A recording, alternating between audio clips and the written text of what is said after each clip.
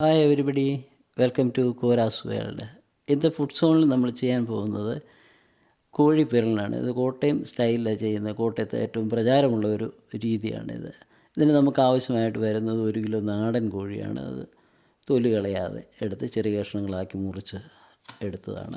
നമുക്ക് അതിനോട് ചേരുവയായിട്ട് വേണ്ടത് 250 ഗ്രാം ചെറിയ ഉള്ളി, നല്ലപോലെ തൊലി കളഞ്ഞ് കഴുകിയെടുത്ത്, മുളക് പൊടി ഒരു 2 ടേബിൾ സ്പൂണ്, വെളുത്തുള്ളി 20 അല്ലി, 20-25 അല്ലി, ഇളവൻ തേങ്ങ കൊത്തിയെടുത്തത് അരമുറി, ഇഞ്ചി 100 ഗ്രാം, കറിവേപ്പില 2-3 തണ്ട്, മഞ്ഞൾപ്പൊടി 1 teaspoon, chicken masala 2 table spoon, കുരുമുളക് പൊടി 1.5 ടീസ്പൂണ്, ഗരം മസാല 1.5 ടീസ്പൂണ്, മല്ലിപ്പൊടി 2 ടേബിൾ സ്പൂണ്, കടുക് 1 ടീസ്പൂണ്, വെളിച്ചെണ്ണ 200, പിന്നെ ഉപ്പ് ആവശ്യത്തിന്. ഇതെടുത്തതിന് ശേഷം നമ്മൾ ഒരു മൺചട്ടി സ്റ്റൗവിലേക്ക് വെച്ച് നല്ലപോലെ ചൂടാക്കുക. നല്ലപോലെ ചൂടായി വരുന്ന ചട്ടിക്കകത്തേക്ക് നമുക്കൊരു 200 ഗ്രാം വെളിച്ചെണ്ണ ഒഴിക്കുക. ഉദ്ദേശം ഒരു 200 ഗ്രാം വെളിച്ചെണ്ണ ഒഴിച്ച് ആ വെളിച്ചെണ്ണ നന്നായിട്ട് ചൂടാകട്ടെ. ചൂടായി കഴിഞ്ഞ് ഇതിന് വെളിച്ചെണ്ണ തന്നെ ഉപയോഗിക്കണം, നിർബന്ധമാണ്.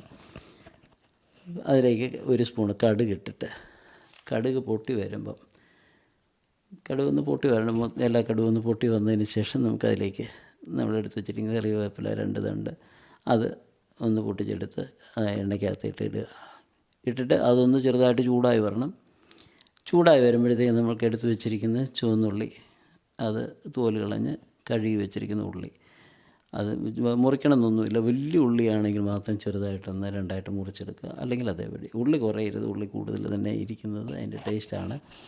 1/4 4-1 ഉള്ളി തന്നെ വേണം, ഇറച്ചിയുടെ 4-1 ഉള്ളി തന്നെ വേണം, എന്നാലേ അതിന് രുചി ഉണ്ടാവുള്ളൂ. ഇനി അതിലേക്ക് നമ്മൾ എടുത്ത് വെച്ചിരിക്കുന്ന ഇഞ്ചി ചെറുതായിട്ട് അരിഞ്ഞത് അത് ചേർക്കുക. വെളുത്തുള്ളി 20-25 അല്ലി വെളുത്തുള്ളി അതുകൂടെ ചേർത്ത് കൊടുത്ത് നല്ലതുപോലെ വീണ്ടും ഇളക്കുക. ഇളക്കി അത് ചൂടാകണം. ചൂടായി ഒരു പകുതി വാടി വരുമ്പോഴത്തേക്ക് നമ്മളിവിടെ ഇളവൻ തേങ്ങ എടുത്ത് കൊത്തി വെച്ചിട്ടുണ്ട്, കൊത്തി കഴുകി വെച്ചിരിക്കുന്ന ഇളവൻ തേങ്ങയുണ്ട്, അതാണ് നമ്മൾ ഇതിലേക്ക് ചേർക്കുന്നത്. ഇളവൻ തേങ്ങ തന്നെ വേണം, അത് നിർബന്ധമാണ്. എന്നാന്ന് വെച്ചാൽ ഇളവൻ തേങ്ങയുടെ ഒരു ടേസ്റ്റ് വേറെയാണ്. ഈ മസാലയും കോഴിയുടെ ഇതെല്ലാം കൂടി ചേർന്ന് വരുമ്പോൾ ആ തേങ്ങയ്ക്ക് ഒരു പ്രത്യേക ടേസ്റ്റാണ്. നമ്മൾ ഒരു കഷ്ണം കോഴി ഒരു 2 കൊത്ത് തേങ്ങയും കൂടെ കൂട്ടി വേണം ഇത് കടിക്കാനായിട്ടും കഴിക്കാനായിട്ടും, എന്നിട്ടാണ് അതിൻ്റെ ശരിയായ ടേസ്റ്റിലേക്ക് വരുന്നത്. അങ്ങനെ ഈ തേങ്ങയും കൂടെ ഇട്ടിട്ട് നല്ലപോലെ ഒന്ന് വഴട്ടിയെടുക്കുക. നല്ലപോലെ വഴട്ടി അതിലേക്ക്, അപ്പോൾ നമ്മൾ എണ്ണ തെളിഞ്ഞ് വരും, അതിലേക്ക് നമ്മുടെ മുളക് പൊടിയും മല്ലിപ്പൊടിയും അതുപോലെ തന്നെ നമ്മുടെ ചിക്കൻ മസാല എടുത്ത് വെച്ചിരിക്കുന്നത് അതും ചേർക്കുക. പിന്നെ നമ്മൾക്ക് ചേർക്കേണ്ടത് കുരുമുളക് പൊടി 1.5 ടീസ്പൂൺ കുരുമുളക് പൊടി നമ്മൾ എടുത്ത് വെച്ചിട്ടുണ്ട്, അത് ചേർക്കുക. അതിലേക്ക് ഗരം മസാല ചേർക്കുക, മഞ്ഞൾപ്പൊടി ചേർക്കുക. ഇത്രയും ചേർത്തിട്ട് നല്ലപോലെ മിക്സ് ചെയ്തെടുക്കുക. നമ്മൾ എണ്ണ ഇതിനകത്തുണ്ട്, എണ്ണയും കൂടെ കുറവും തോന്നുന്നുണ്ട്, ഒരല്പം എണ്ണയും കൂടെ ഒഴിച്ച് കൊടുക്കാൻ വേണമെങ്കിൽ. അല്ലാതെ നമുക്ക് ആവശ്യമുള്ള എണ്ണ അതിനകത്ത്, അത് വഴന്ന് വരാനുള്ള എണ്ണ അതിനകത്തുണ്ടെങ്കിൽ വീണ്ടും ഒഴിക്കണമെന്നില്ല. എന്നിട്ട് നമ്മൾക്ക് ആവശ്യമായ ഉപ്പ് അതിലേക്ക് ചേർക്കുക. ഉപ്പ് ഒരിക്കലും കൂടുതൽ ചേർക്കരുത്, അല്പം കുറച്ച് ചേർത്താലും കുഴപ്പമില്ല, പിന്നീട് വേണമെങ്കിൽ നമുക്ക് ആവശ്യാനുസരണം ചേർക്കാം.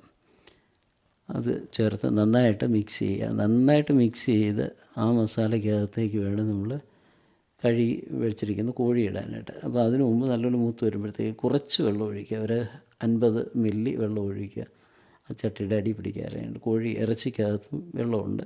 അതിനുശേഷം നമ്മൾ കോഴി ഇട്ട് കൊടുക്കുക. കോഴിയുടെ കഷ്ണങ്ങൾ ഇട്ടിട്ട് നല്ലപോലെ മിക്സ് ചെയ്ത് അതെല്ലാം കൂടെ ഒന്നിച്ചൊന്ന് ചേരുന്നവരെ നന്നായിട്ട് മിക്സ് ചെയ്ത് കൊടുക്കുക.